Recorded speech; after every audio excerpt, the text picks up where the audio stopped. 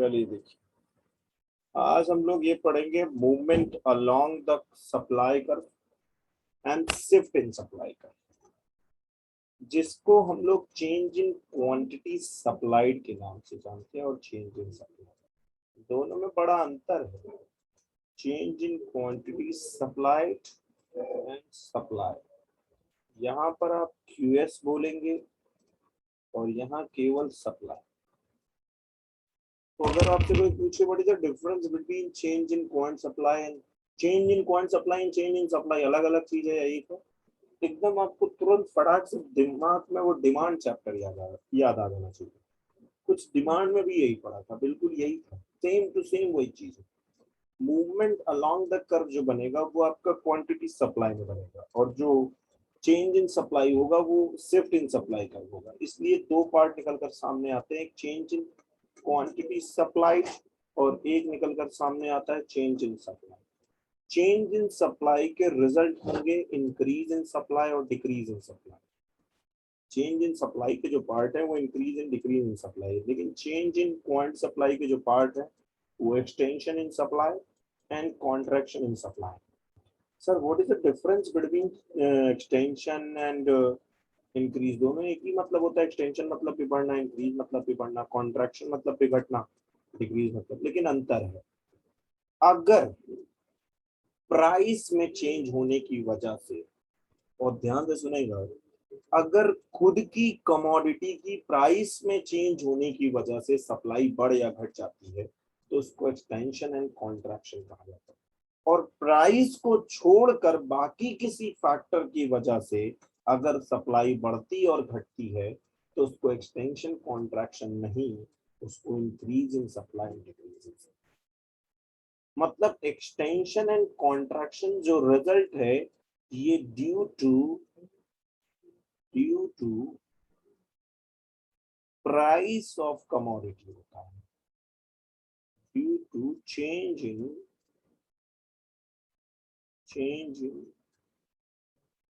Price of commodity.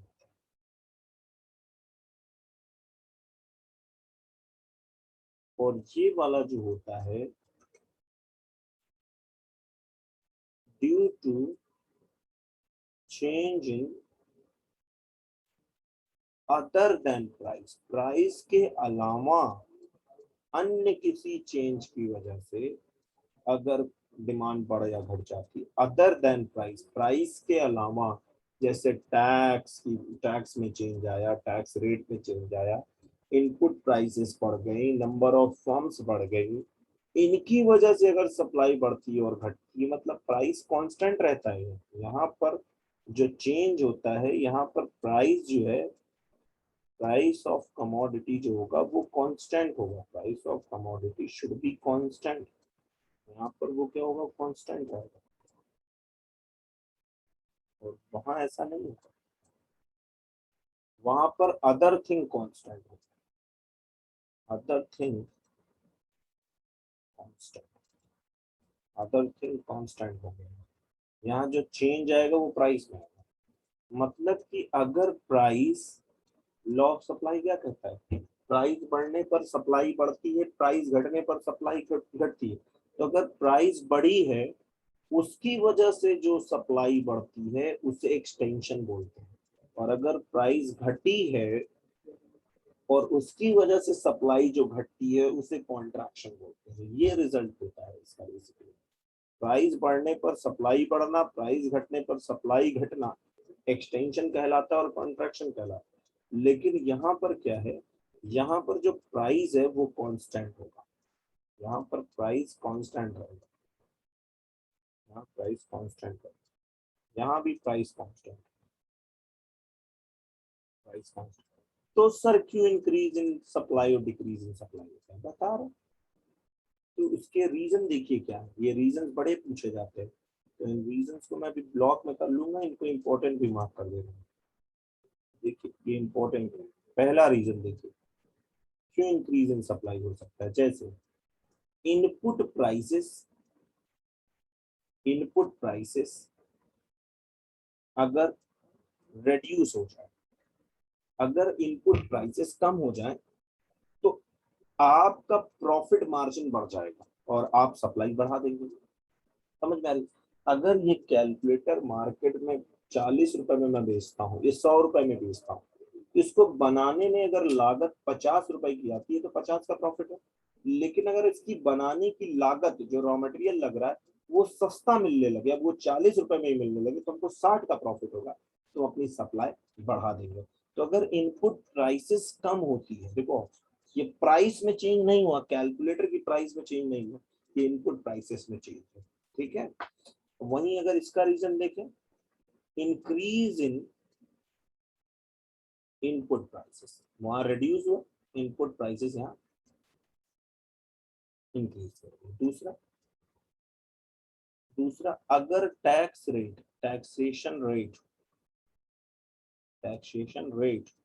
अगर कम हो जाए, अगर टैक्सेशन रेट बढ़ जाए, अगर टैक्सेशन रेट समझते हो, टैक्स टैक्स रेट या टैक्सेशन रेट, टैक्स रेट अगर कम हो जाएंगे तो हमारा प्रॉफिट मार्जिन बढ़ जाएगा, क्योंकि हमको टैक्स कम देना पड़ेगा तो हमारा प्रॉफिट ज्यादा निकल कर आएगा, जब प्रॉफिट ज्यादा आएगा तो हम सप्लाई बढ़ा देंगे, और अगर टैक्स रेट ज्यादा हो जाएगा तो हमारा प्रॉफिट कम आएगा, इसलिए हम सप्लाई कम कर देंगे, तो फिर डिक्रीज बोलेंगे। ऐसी तीसरा देखिए,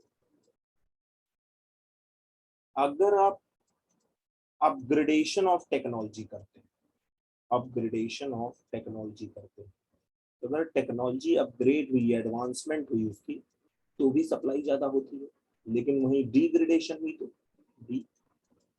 डिग्रेडेशन हुई तो डिग्रेडेशन ऑफ सप्लाई टेक्नोलॉजी से सप्लाई क्या हो जाती है, कम हो जाती है।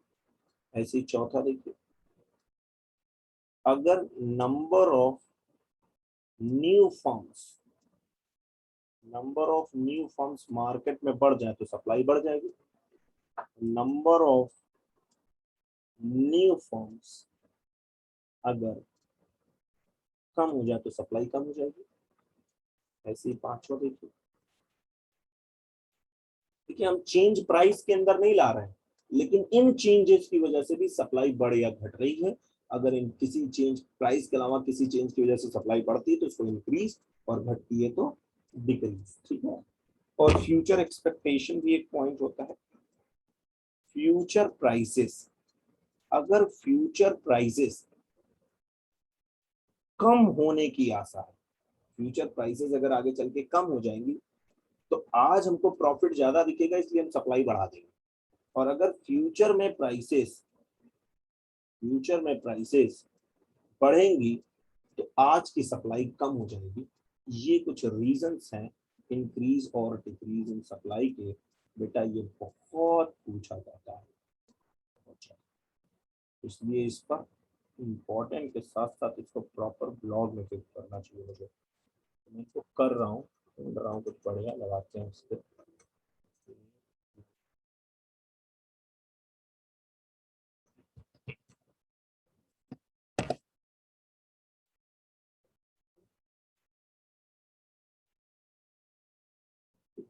लगाते हैं। ये देखिए चार्ट में पूरा खत्म कर दूंगा, ठीक। अब यहाँ पर डायग्राम कैसा बनेगा वो भी आपको देखना है। तो देखिए डायग्राम कैसा बनना है, पहले हमको वो बनाना होगा शेड्यूल। तो पहले मैं शेड्यूल बना रहा हूँ, शेड्यूल बनाऊंगा। अभी मैं एक्सटेंशन कॉन्ट्रैक्शन का डायग्राम बना रहा हूँ, ठीक है। तो एक्सटेंशन कॉन्ट्रैक्शन में मैं प्राइस को क्या करूंगा, चेंज करूंगा, और सप्लाई को भी।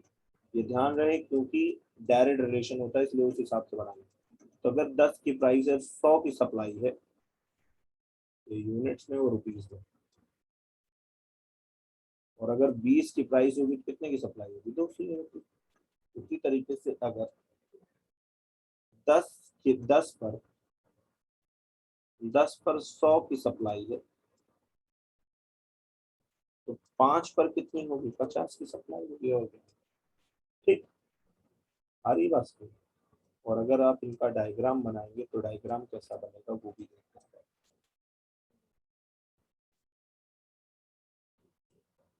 साथ साथ बना दे रहा हूँ।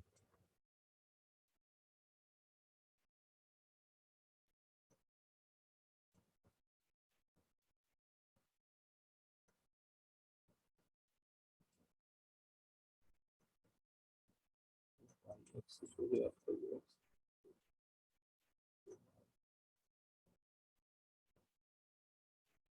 ये आपका आएगा एक्सटेंशन का, एक्सटेंशन सप्लाई, तो ये आएगा कॉन्ट्रैक्शन की सप्लाई।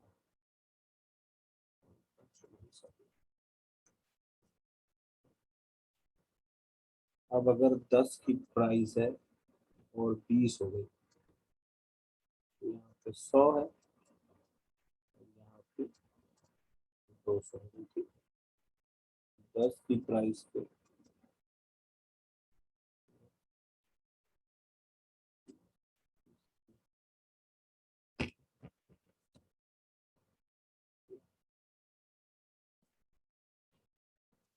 ठीक है बेटा, ये 10 की प्राइस पे 10, 20, 100, 200, ये आपकी सप्लाई हो गई, क्वांटिटी सप्लाई, और ये प्राइस हो गया, और ये आपका सप्लाई कर हो गया, ठीक। और ये आपका सप्लाई कर एसएस हो गया, और ये पॉइंट ए से पॉइंट बी की तरफ जा रहा है, आगे को बढ़ रहा है, तो ये मूवमेंट अलोंग द कर्व हुआ, इसलिए इसका नाम बना movement along the curve. Curve के ऊपर ही मूवमेंट है इसका, कहीं अलग से कोई कर्व नहीं आ रहा है, कर्व के ऊपर ही मूवमेंट है, तो आगे की तरफ जा रहा है, इसलिए इसको एक्सटेंशन बोला गया। लेकिन वहीं अगर आप इसको बनाएंगे ना, तो आपका जो डायग्राम है वो अगर 10 पर, जैसे मान लीजिए ये प्राइस फैक्टर हो गया और ये क्वांटिटी सप्लाई हो गई आपकी, समझ में आ रहा है ना? आप हैंड रेज कर दीजिएगा। ये 100 है, ये 50 है, और ये 10 है, और ये 5, ठीक है। तो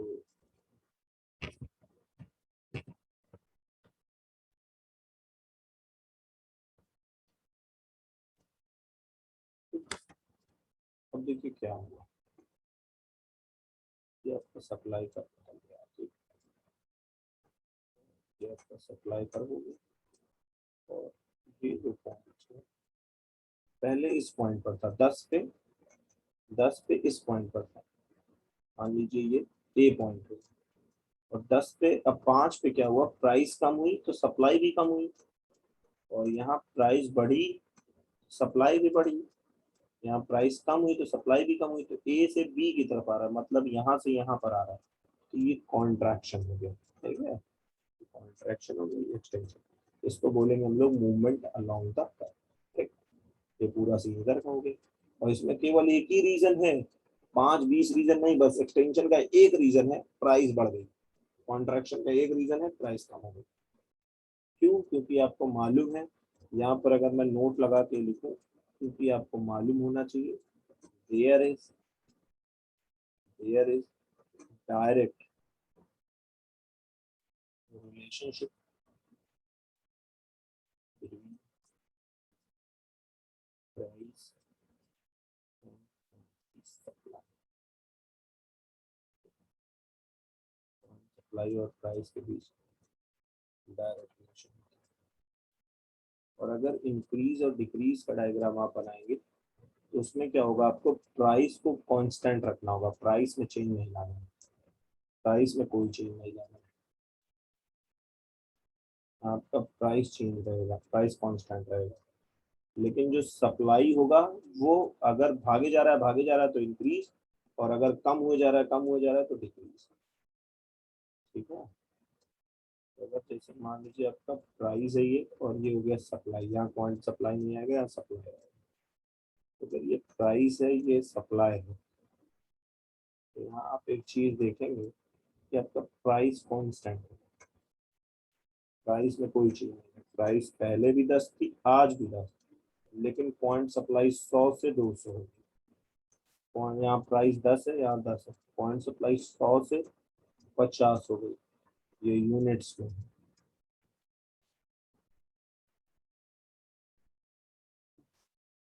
तो अब क्या होगा, अब आपका जो डायग्राम बनेगा उसको समझने वाला है, डायग्राम जो बनेगा वो कैसा बनेगा।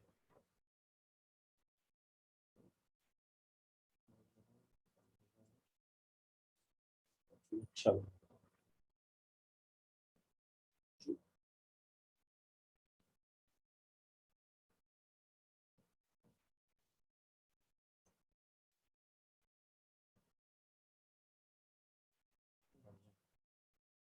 ये वाई एक्सिस हो गया, एक्स हो गया।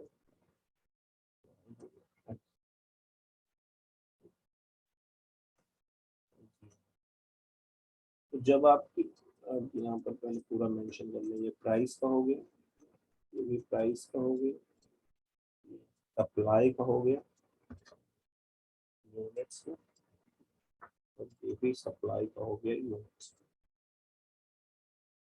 ठीक है, जब आपकी प्राइस 10 थी तो 100 यूनिट की डिमांड थी। जब आपकी प्राइस 10 है तब 200 यूनिट की डिमांड है। जब आपकी प्राइस 10 थी तो 100 यूनिट की डिमांड थी। जब आपकी प्राइस 10 है तब 50 यूनिट की डिमांड है। मतलब प्राइस अगर मान लो ये 10 है, ये 10 प्राइस है, तो 10 की प्राइस पर प्राइस कॉन्स्टेंट है, 10 की प्राइस पर 100 यूनिट की डिमांड, और 10 ही की प्राइस पर 200 यूनिट की डिमांड। ठीक, और अगर यहाँ पर मैं ले लूँ 10 की प्राइस, तो 10 की प्राइस पर 50 यूनिट की भी डिमांड है और 100 यूनिट की भी डिमांड है। यहाँ पर क्या हुआ है, यहाँ पर इस तरफ गया है और यहाँ पर इस तरफ आया है, प्राइस कांस्टेंट है, लेकिन सप्लाई कर देखिए पहले यहाँ बनेगा, डाउनवर्ड नहीं, सॉरी सॉरी सॉरी गलत किया, अपवर्ड बनेगा ना, सप्लाई कर यहाँ बनेगा, फिर एक सप्लाई कर यहाँ बनेगा, एक सप्लाई कर यहाँ बनेगा प्राइस और उसको काटते हुए, और एक सप्लाई कर यहाँ बनेगा। ठीक है,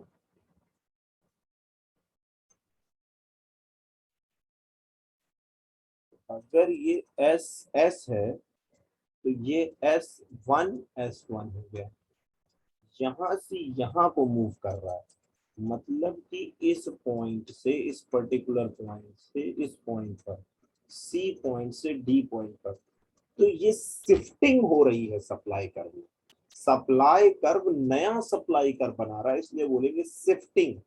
लेकिन यहाँ आप देखेंगे तो सप्लाई कर्व शिफ्ट नहीं कर रहा, यहाँ सप्लाई कर्व ऊपर की तरफ बस उसी उसी सप्लाई कर्व पर पॉइंट चेंज हो जा रहा है, तो इसको बोलते हैं मूवमेंट अलोंग द कर्व, कर के ऊपर ही कहीं मूव करना, ऊपर नीचे, तो उसको बोलेंगे मूवमेंट अलोंग। जब उसी कर्व के ऊपर नीचे पॉइंट मूव करता है तो उसको एक्सटेंशन कॉन्ट्रैक्शन करते हैं।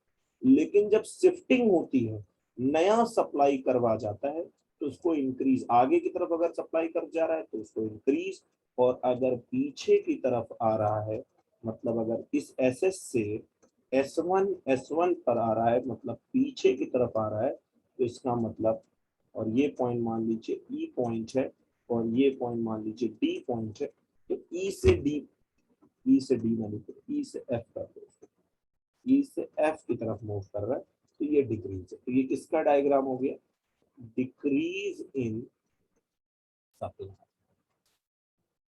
और यहाँ पर इंक्रीज इन सप्लाई का डायग्राम। जो सप्लाई कर्व है, जो सप्लाई कर्व है इस जगह पर, वो क्या कर रहा है, एसएस से एस वन पर मूव कर रहा है, और यहाँ पर भी एसएस से एस वन पर मूव कर रहा है। एस टू कर लेते हैं, एस टू पर मूव कर रहा है, एस टू, समझ में आ गया। एक ही में मैंने पूरा बता दिया, एक चार्ट बनवाया जिसमें मैंने पूरा एक्सटेंशन कॉन्ट्रैक्शन को एक्सपेंशन, और कॉन्ट्रैक्शन भी, एक्सटेंशन को मतलब एक्सटेंशन को एक्सपेंशन भी बोलते हैं, डोंट बी कंफ्यूज। फाइन, कोई दिक्कत तो नहीं। अगला चैप्टर आएगा इलास्टिसिटी ऑफ सप्लाई, चैप्टर खत्म, खल्लास।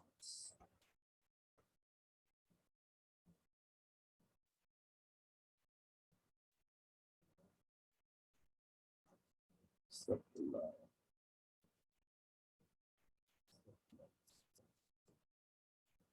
चैप्टर खत्म हो गया डियर।